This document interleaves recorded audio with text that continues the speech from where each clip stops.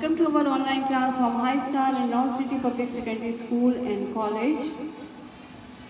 We will start chapter number 6, Enzyme. This is our bio class of class 9. Chapter number 6, Enzyme, and this is our lecture number 1.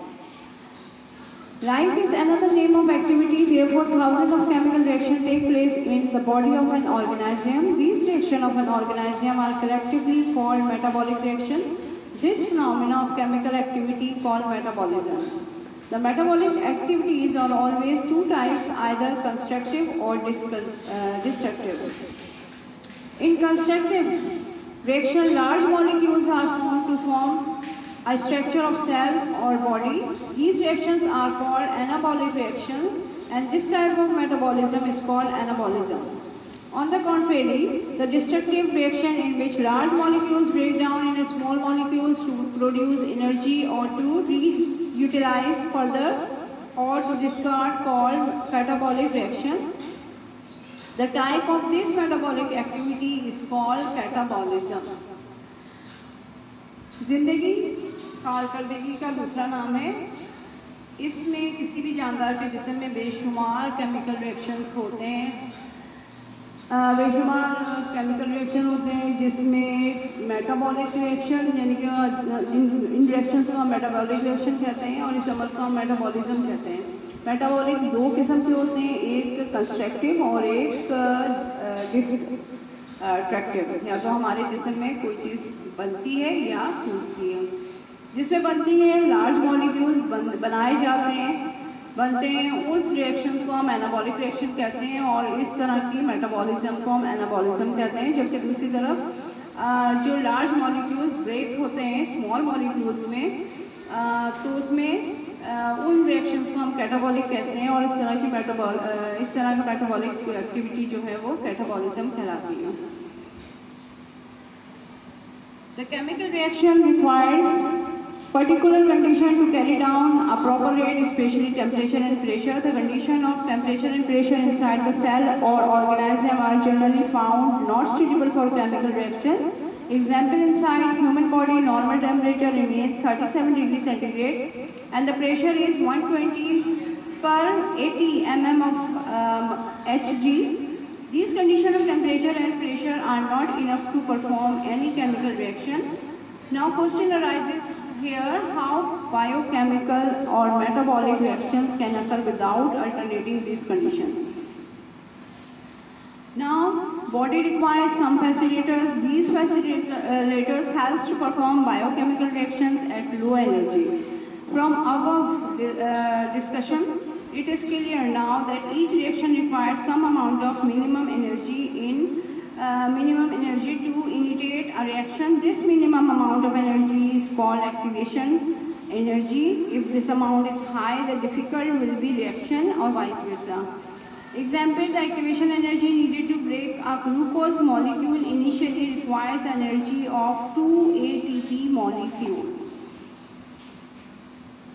Chemical reaction एक ख़ास रफ्तार से होने के लिए हमें एक ख़ास दर्जा हरारत और प्रेशर दरकार होता है। सेल में आमतौर पर दर्जा हरारत या टेम्परेचर और दर्जा हरारत और प्रेशर दोनों मौजूद होता है, लेकिन वो केमिकल रिएक्शन के लिए नाकाफ़ी होता है। मसलन इंसानी जिस्म का दर्जा हरारत 37 डिग्री सेंटीग्रेड और प्रेशर 120 to 80 मिलीमीटर पर मरकरी होता है।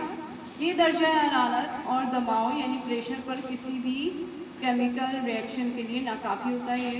तो सवाल ये पैदा होता है, अगर हमारे बॉडी में मेटाबॉलिक रिएक्शन किस तरह होता है।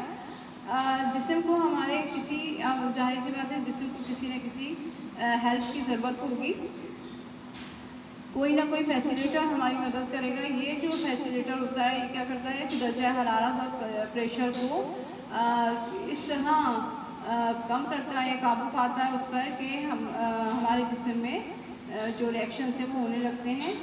इससे ये बात वाज़ेह हो गई कि हर केमिकल रिएक्शन के वक़्फ़ पज़ीर होने के लिए हमें कुछ ना कुछ एनर्जी की ज़रूरत होती है और ये कम से कम तवानाई जो होती है उसको हम एक्टिवेशन एनर्जी कहते हैं।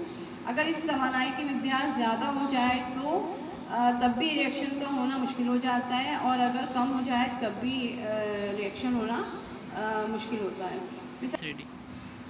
मिसाल के तौर पर एक ग्लूकोज के मॉलिक्यूल को तोड़ने के लिए जो एक्टिवेशन एनर्जी दरकार होती है वो एटीपी के 2 मॉलिक्यूल से हासिल होती है। डेफिनेशन पढ़ लेते हैं।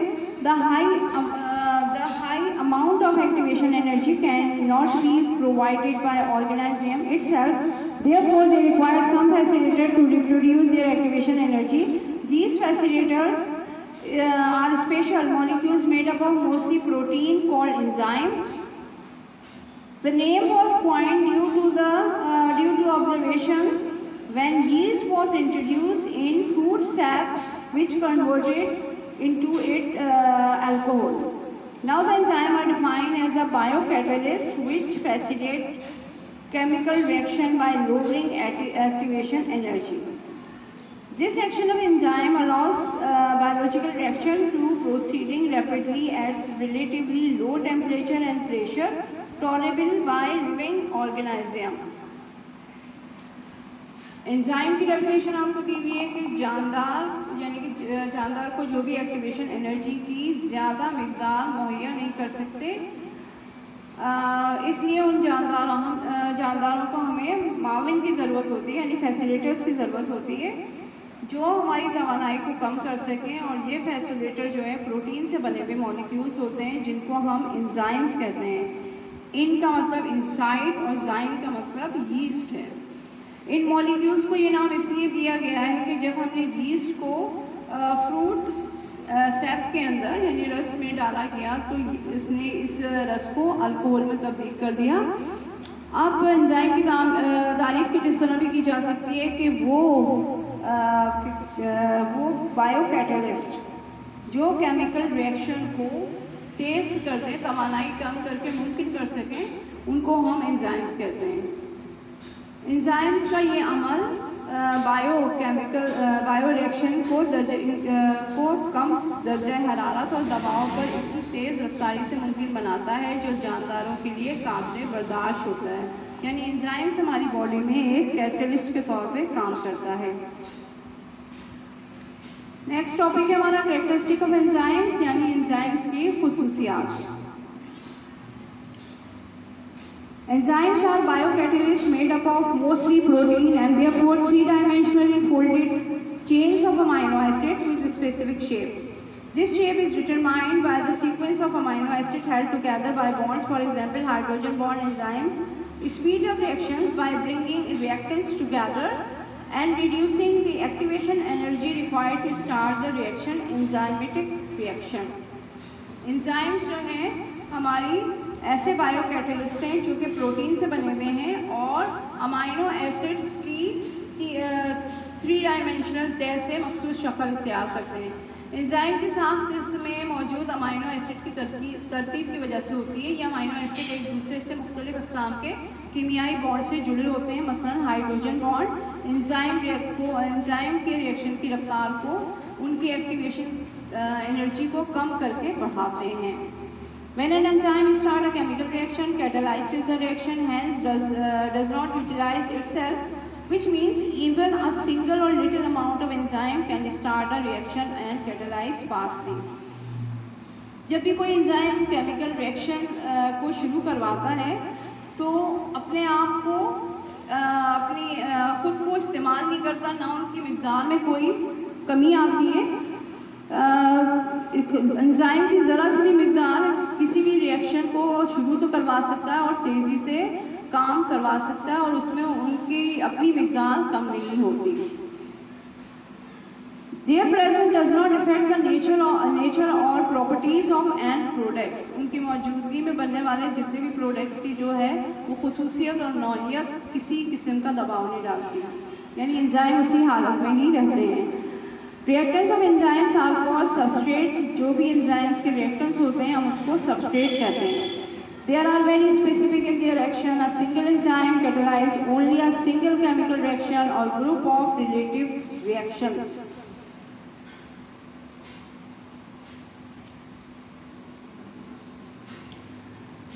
हर एंजाइम मखसूस काम अंजाम देता है। एक एंजाइम एक ही अमल अंजाम देता है या इस ग्रुप का काम अंजाम देता है। ठीक है, हर एंजाइम मखसूस होता है। नेक्स्ट है आपका small portion of enzyme where substrate attaches with enzyme is called active site. The shape of active site is complementary to the shape of the substrate.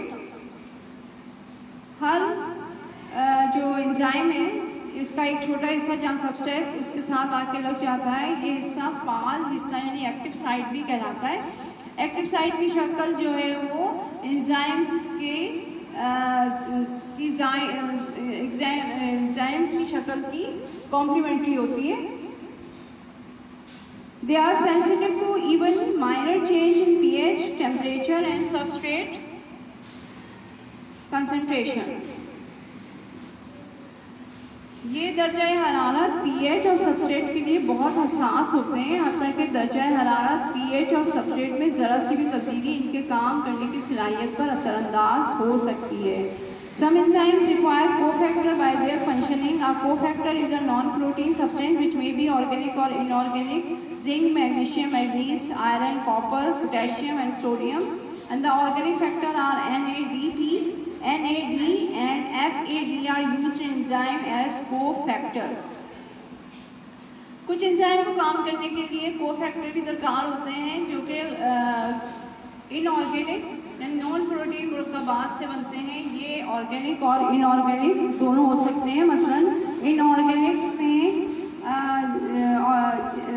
में zinc, magnesium, manganese, iron, copper और potassium, sodium है, जबकि organic factor जो है वो NADP, NAD और FAD है। Many enzymes work in sequential manner to produce a specific product. This pathway is called metabolic pathway. बहुत सारे एंजाइम्स जो हैं वो एक ख़ास तरतीब से एक के बाद दूसरे काम करते हैं ताकि एक ख़ास प्रोडक्ट पैदा हो। इस तरतीब को हम मेटाबॉलिक पाथवे भी कहते हैं। Activity of enzyme can be enhanced by activator and can be decreased by inhibitors. An enzyme inhibitor is a molecule that binds to an enzyme and decreases its activity. Since blocking an enzyme's activity can kill a pathogen.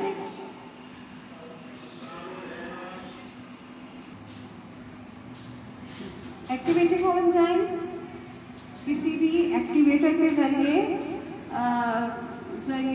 उसकी कारकर्दगी में इजाफा भी किया जा सकता है और कमी भी कर सकते हैं। Enzyme inhibitor is a molecule that binds to an enzyme. Enzyme inhibitors जो है वो ऐसा मॉलिक्यूल है जो एंजाइम्स के साथ रहकर उसके काम को सुस्त कर देता है। इस तरह किसी भी जरासीम को मारने के लिए, ठीक है, किसी भी जरासीम को हलाक करने के लिए उसके एंजाइम्स के काम को सुस्त करने वाले जो एंजाइम इनहिबिटर्स हैं उनको भी इस्तेमाल किया जाता है। यहाँ तक मैंने आपको कैरेक्टरिस्टिक ऑफ एंजाइम्स बताइए। यहाँ तक हम अपना लेक्चर रखते हैं। आगे का लेक्चर हम आगे वाले लेक्चर में कंटिन्यू करेंगे। जब तक के लिए इजाज़त चाहते हैं। अल्लाह हाफ़िज़।